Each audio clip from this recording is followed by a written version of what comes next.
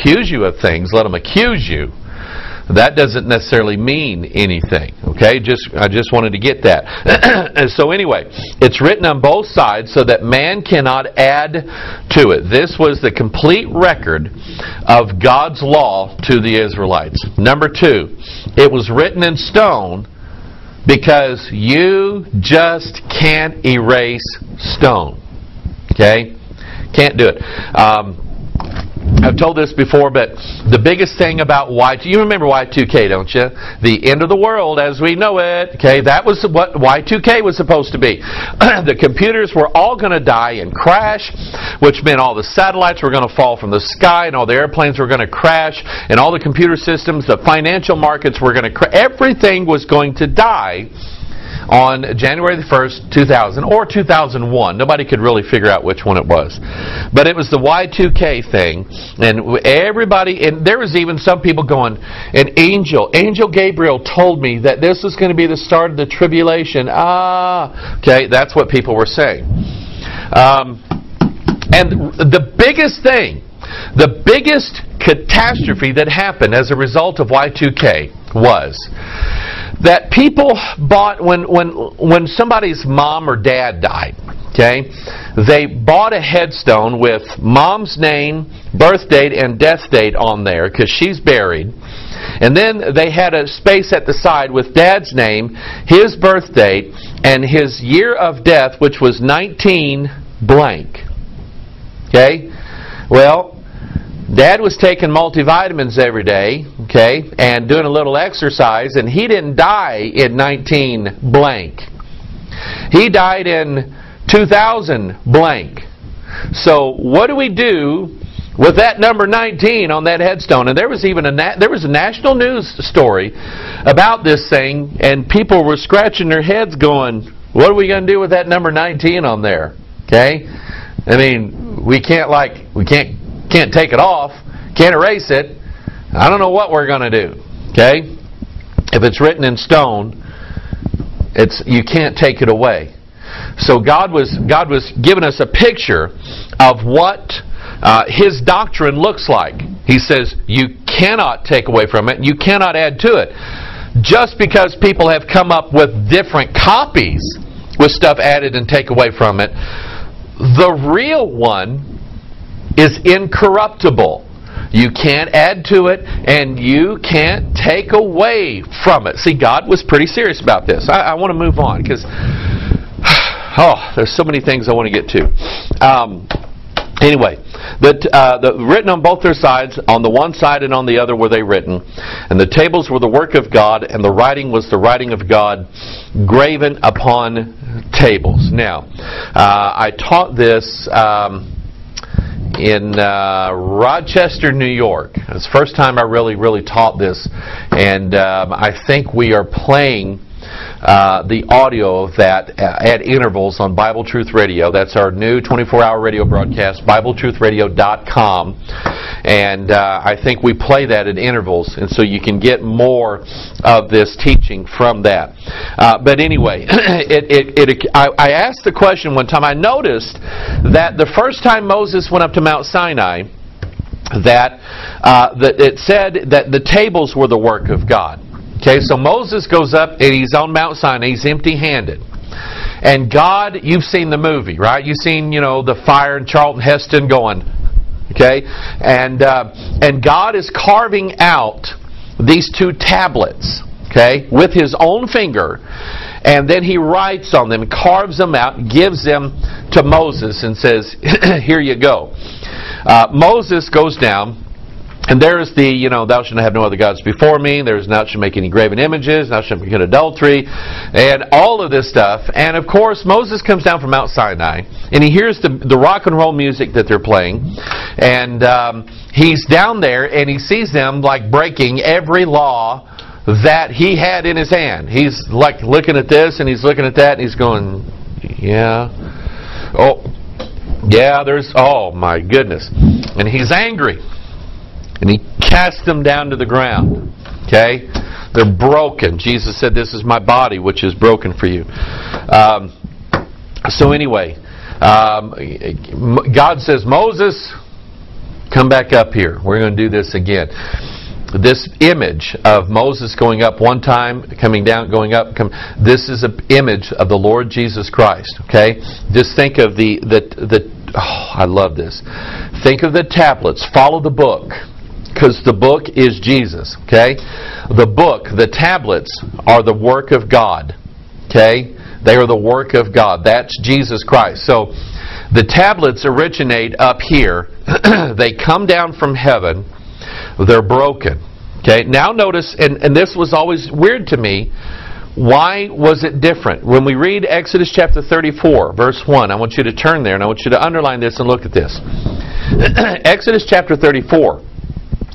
God's going to write the Ten Commandments again, but this time He's going to do something different with the tablets.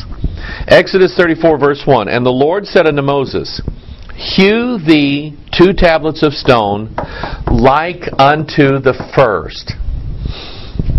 Stop right here. Okay? The first tablets were from heaven, and they came down and were broken. Okay? The second set of tablets were on the earth, and they were hewn out by Moses. Okay?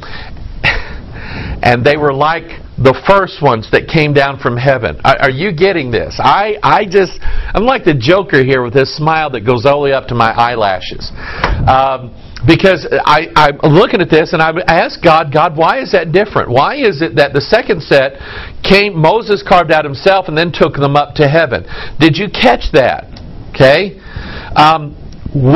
You and I, are that second set of tablets. We're already down here. Okay? And we're made out of stone. Our DNA is a crystal. Okay? And it has 10 rungs for one spiral turn. That's us. Okay? We are the stone.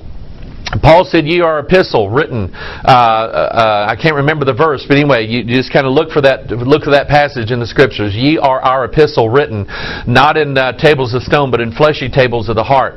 And so here we are. We are that second set of commandments that Moses is carving out. And I want you to think about this: who Moses represents. He represents the law. How is it that you came to Christ?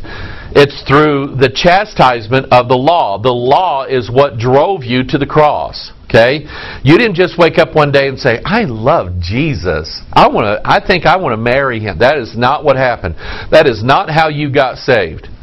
How you got saved was the chastisement of the law was on your soul, and you knew and realized that within a heartbeat you would be burning in hell forever because of the penalty of breaking God's law. That's how it happened. And you knew that you had no defense against it, and that you couldn't do anything about it, that you were guilty as charged, and you were going to have to face the consequences of your actions and of your sins. And what happened was, God used that to bring you to the cross of Calvary, where you fell at the feet of Jesus and said, "Lord, please save me. Please save me." And God did. And so it's the law that is carving us out right now. Okay? It's the law that is helping to keep us where we need to be with the Lord. Okay? And so Moses, to this day, is carving us out right now. Guess where we're going? And by the way, okay, we are being carved out in the exact same image as the one who came down to us. Did Jesus come down with wings and a jackal head and big fangs and claws like a beast? No. He came down how? As a man. Okay? And so we are going to be like Him. We're being carved out in His image. Okay? I just love this. Okay? Even crucified. I am crucified with Christ. And all of these things. That's what the word Christian means. It means Christ-like. Okay? I'm so happy I can't stand up. Okay? Anyway, so he uses the word like unto the first. Okay? So then Moses, He does it. Let me read it. And he said, "And I will write upon these tables the words that were in the first tables, which thou breakest, and be ready in the morning, and come up in the morning unto Mount Sinai. Present thyself there to me in the top of the mount. And no man shall come up with thee, neither let any man be seen throughout all the mount, neither let the flocks nor herds feed before that mount." And he hewed 2 tables of stone like unto the first. Okay? That's exactly how it is. It's exactly how it is. We are to look like this. Are you getting that? We are to look like this. In a world and in an age, okay, where you have been made to feel bad, where you have been made to feel bad for not going along with everything that was going along at church, when you have been made to feel bad that you don't like the music that's being played, and you don't like the new Bibles that are being read out of, and you don't want to go to another stupid 40 Days of Purpose Bible study. You don't want to be in the church drama club. You don't want to do this, and they made you feel bad. They made you feel bad because they tell you, well, everybody uses other translations. Are you saying we're all not saved? Or is that what they piled all this load of guilt on you, and they made you feel bad for not being like them.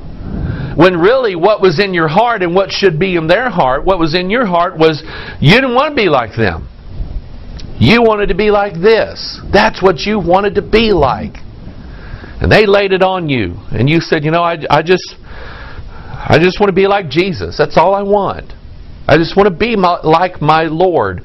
And so here's Moses carving you out, buddy. Okay, to make you look like him. I love this. He hewed 2 tables of stone like unto the first. Moses rose up early in the morning. Let me just throw this in. How many of you have ever seen in the Bible one of these great Bible characters got up at 11:30 in the morning? Okay, I'm telling you something. You want to do something great for God? Learn how to get up out of bed. All right. Anyway, went up into Mount Sinai. So he had a stone. He carved them out. They don't have anything on them. Now he's going to take them up to Mount Sinai. He's going to take them up to heaven. Where are we supposed to meet the Lord? Down here somewhere? Now we're going to meet the Lord down there. We're going to meet him in the air. Okay? That 2 tables is us being carried up to the Lord, and then God does what He prophesied He was going to do. He's going to write. You see, I'm going to break the news to you. When we get to heaven, we won't be carrying around. You've seen these preachers, and every now and then I'll do this. Okay, when we're at the preachers' conference, we like to carry Bibles around like this. Show everybody got my Bible. Okay, maybe a little vain, but it's better than carrying Budweiser at a preaching conference. So anyway, when we get to heaven, we won't be carrying big King James Bibles around. Okay? God's going to write them all right here. So that when we as the 10,000, get that number 10? When we as the 10,000s of His saints come down with Christ to rule and reign for 1,000, which is 10 times 10 times 10, when we rule and reign with Him for 1,000 years, we won't need to go, hang on a second, I'm going to see if this is right or not. And we looking through the books and trying to examine the law and trying to see if it's right or not. We have it right here, and we say, this is right.